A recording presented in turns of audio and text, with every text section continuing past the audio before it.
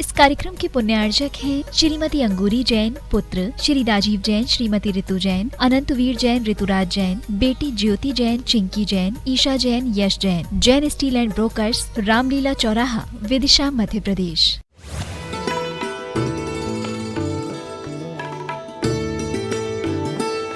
अंतिम तिथि वर्धमान स्वामी के शासन में हमसे विराजते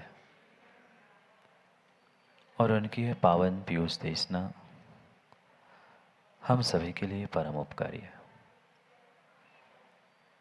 अनादिकाल से हमारी आत्मा में जो जन्म, जरा और मृत्यु रूपी रोग लगे, उन रोगों का उपशमन करने वाली कोई परम औषधि है तो वह एकमात्र यह जिनवाणी।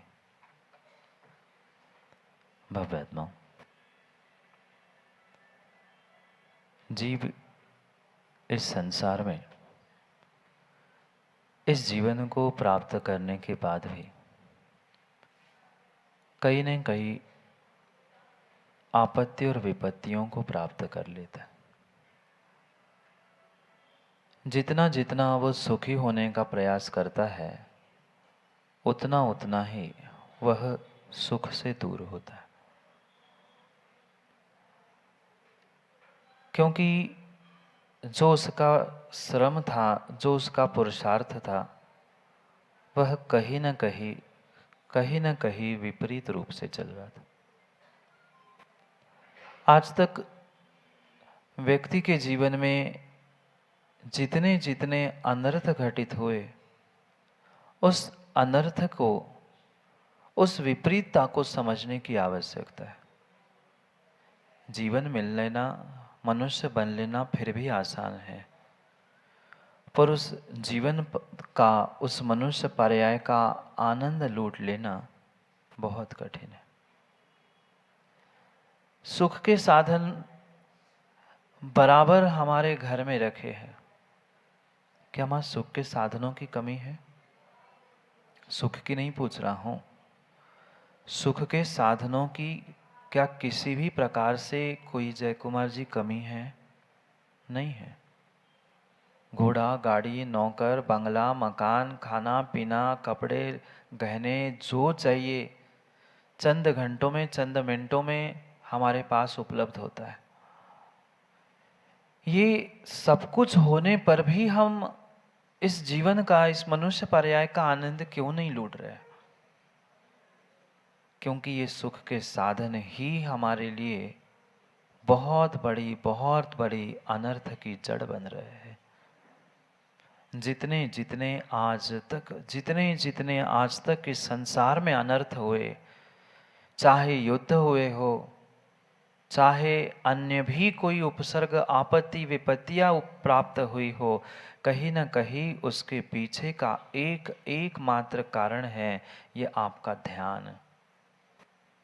हाँ, जीवों ने अभी तक यही समझा था, निर्मल जी जैसे जीव यही कहते हैं कि ध्यान से तो मुक्ति होती है, ध्यान से संसार से पार हुआ जाता है।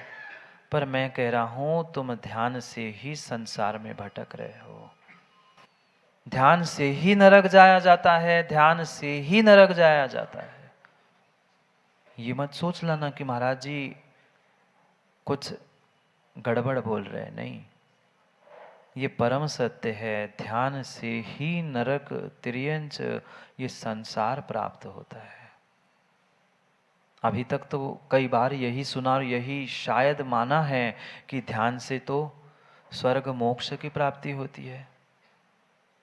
ये तो हमने जाना ही है, पर मैं कुछ हटके कुछ विशेष बात समझाना चाहता हूं कि ध्यान से नरक, निगोद, संसार भी होता है। ये हम तब सोचते हैं जब करते नहीं, और जब करने का समय आता है तब सोचते नहीं। समस्या तो यही है, यही तो सबसे बड़ा अनर्थ का कारण है कि हम जब सोचते हैं तब करते नहीं, और जब करने का समय आता है तब सोच नहीं पाते। तब तो भूत चढ़ा होता है। तब तो भूत चढ़ा होता है कि नहीं हमें तो करना है, तब भूल जाते हैं हम कितना कितना बड़ा रौद्र आर्द्र ध्यान करते हुए अपने स्वयं के लिए नरक निगोद की व्यवस्था को बना रहे हैं। क्या ये भी नहीं जानते आप लोग आर्द्र रौद्र ध्यान करने से नरक निगोद जाना पड़ता है? जानते हैं, जानते हैं, जानते हैं निर्मल जी, आई नो, पर छोड़ पाए? नहीं छोड़ पाए, नहीं छोड़ पाए। मात्र जानने से काम नहीं होगा, ये आपकी मात्र जानन क्रिया जानकारी रूप चल रही है, ये सम्यक ज्ञान है ही नहीं। जिस दिन आपको पता है उस दिन आप उसको जीवन में उतार लोगे, तब माना जाएगा कि आपको जानते हो। अभी मात्र शब्दों की जानकारी है, अक्षरों की जानकारी है, पन्नों की जानकारी है, पर अभी हमें कुछ भी ज्ञान सम्यक ज्ञान रूप है ही नहीं। इस संसार में जितने जितने आज तक अनर्थ हुए, आगे भी जितने जितने अनर्थ होने वाले हैं, उसकी एक एक एक मात्र जड़ है जिसका नाम है आर्द्र रौद्र ध्यान। आर्द्र रौद्र ध्यान, और उस आर्द्र रौद्र ध्यान का भी अगर कोई मूल है, अगर कोई मूल है तो उसका नाम है परिग्रह। सबकी फसाद, जड़ की फसाद, फसाद की जड़, सब लड़ाई की अगर कहीं कहीं जड़ है, कहीं विकल्प है, तो ये परिग्रह है। जहाँ परिग्रह है वहाँ आर्द्र रौद्र ध्यान है, और आर्द्र रौद्र ध्यान है तो अनर्थ है। कितने अनर्थ हुए, कितने कितने सारे अनर्थ हुए। देश, राष्ट्र, समाज, वो तो फिर भी समझ में आता था, पर सगे भाई, सगा परिवार भी मात्र चंद परिग्रह के टुकड़ों के पीछे बिखर गया। चंद परिग्रह के टुकड़ों के पीछे बिखर गया। जीव को पता नहीं कैसा भूत उस परिग्रह के निमित्त से चढ़ा है, क्योंकि जहां परिग्रह दिखेगा वहां जितने वह इष्ट वियोग, अनिष्ट संयोग आदि आदि जो आर्द्र ध्यान है, परिग्रहानंदी, हिंसानंदी, चौर्यानंदी, ये जितने रौद्र ध्यान है, उन सबकी जड़, सबकी मूल कोई है तो ये परिग्रह है।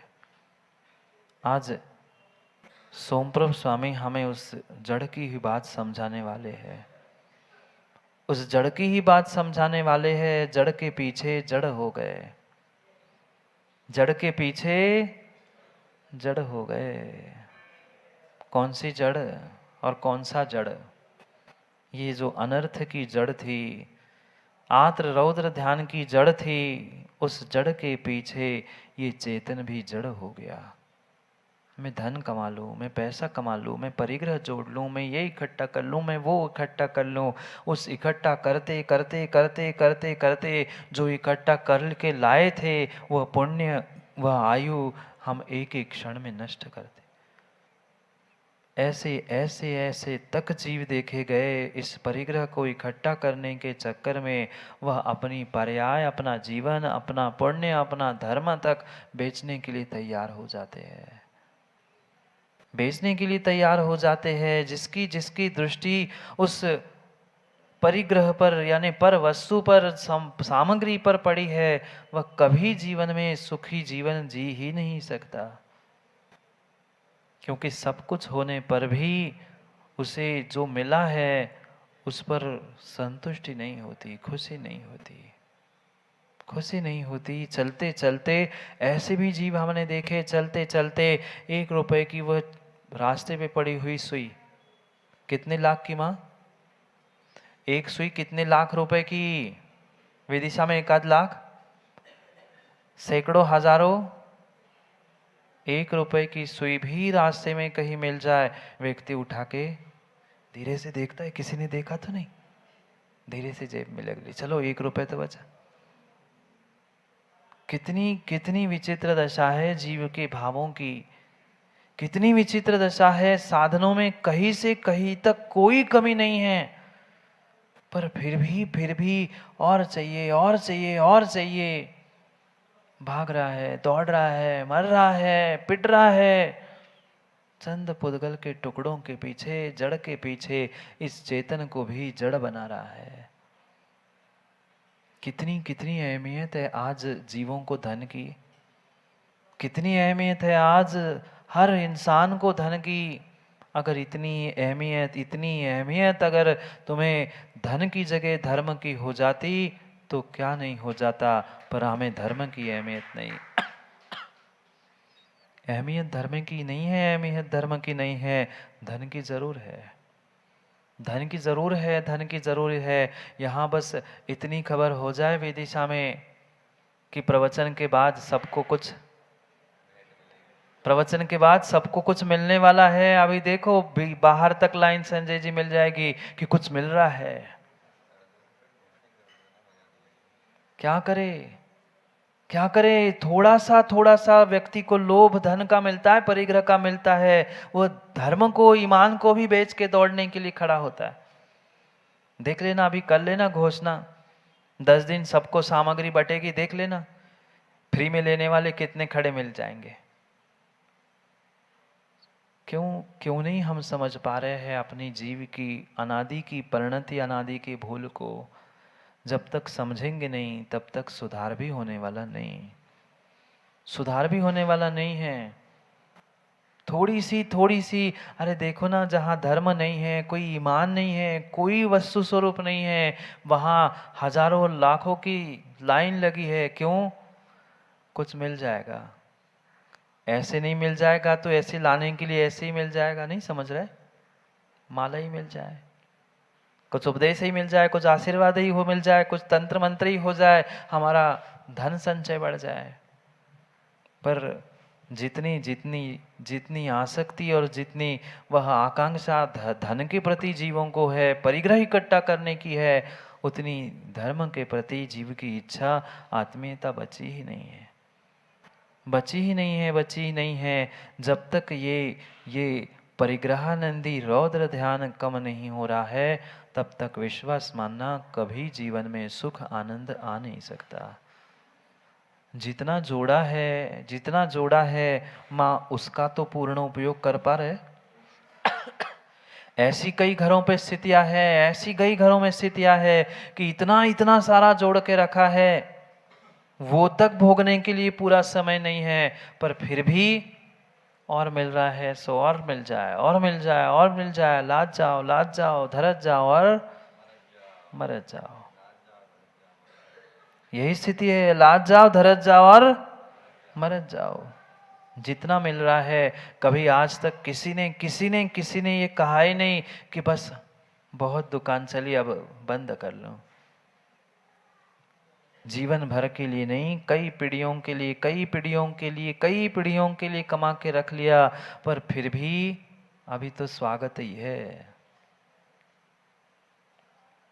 4, 6, 10 पीढ़ियों की व्यवस्था हो गई, पर फिर भी स्वागत करते हैं। स्वागत जी, कब तक स्वागत करेंगे?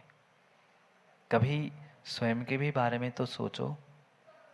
जीवन बीत गया, 55, 85 के हो गए, फिर भी दादाजी शाम को पोते से हिसाब पूछते, बेटा आज कितनी कमाई हुई? कुछ बचा कि नहीं बचा? खाने के लिए दांत नहीं बचे और पैसे कितने बचे पूछ रहे हैं। पचाने के लिए ना आंत बची, ना चबाने के लिए दांत बची, पर फिर भी पूछ रहे बेटा कितना बचा? अरे तू पचा ले, चबा ले, फिर तो पूछ ले कितना बचा। परिणति जीव की कितनी विचित्र होती जा रही है। दोष काल को मत देना, दोष मां निमित्तों को मत देना। महाराज क्या करे, हमारे पास तो सामग्री उतनी पर्याप्त है, पर जैसी बाजार में नहीं दिखती है तो लगता है थोड़ी सी छोटी सी तो है, लोए तले। बाजार में नहीं दिखी, दूसरे के हाथ में दिखी, फिर ऐसा लगता है वो तो ले सकता है, मैं नहीं ले पाऊंगा।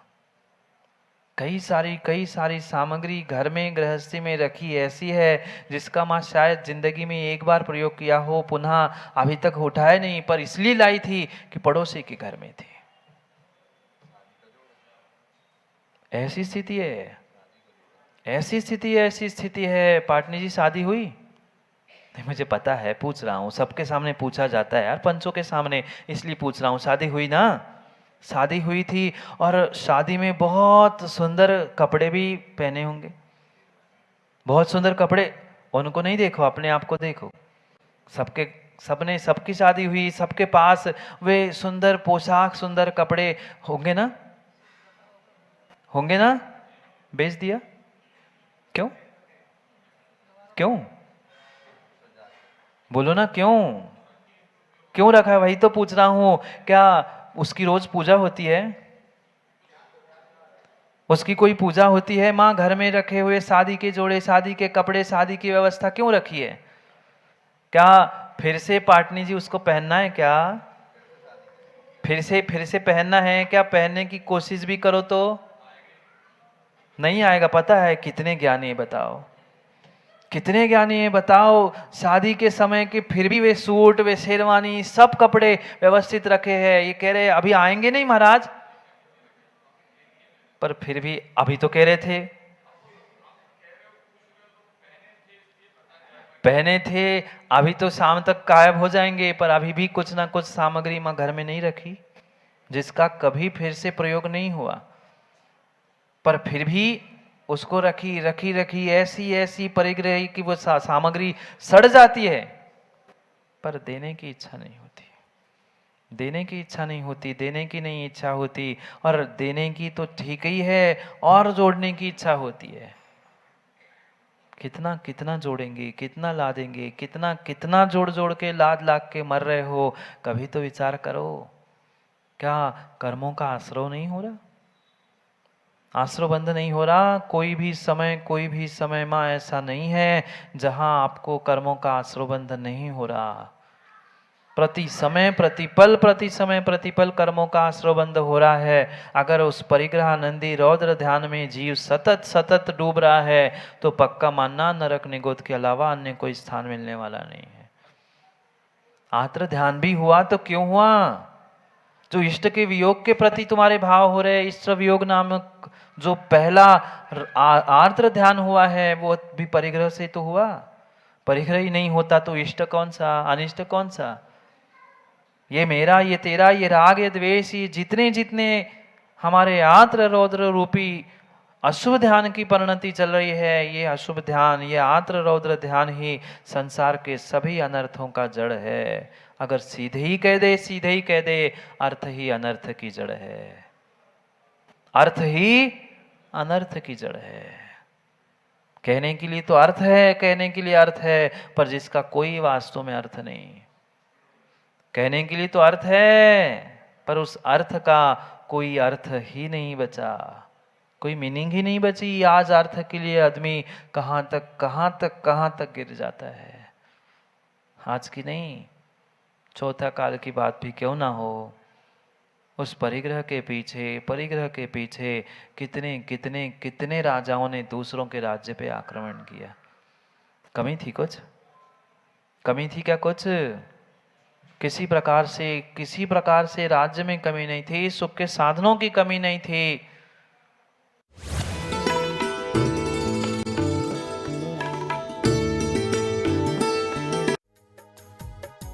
इस कार्यक्रम के पुण्यार्चक थे श्रीमती अंगूरी जैन, पुत्र श्री राजीव जैन, श्रीमती ऋतु जैन, अनंतवीर जैन, ऋतुराज जैन, बेटी Jyoti Jain, Chinki Jain, Isha Jain, Yash Jain. Jain steel and brokers, Ramlila Chauraha, Vidisha, Madhya Pradesh.